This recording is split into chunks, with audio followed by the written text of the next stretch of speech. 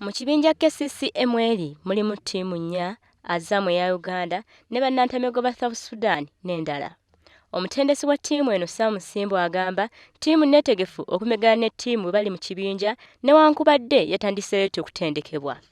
Bulungi naye lwakuba nti obudde bwe tugyetegekeddeko tonamenti ng'eno walibadde bwetegeka ng'omwezi mulamba naye tekisobose nti tubadde twakava mu liigi wabaddewo okukyusa bakooki infact n'abavubuka tebawummudde kimala naye nga zino ennaku ze tubadde tuli mu training tulaba nti waliwo enjawulo okusinziira we twajja.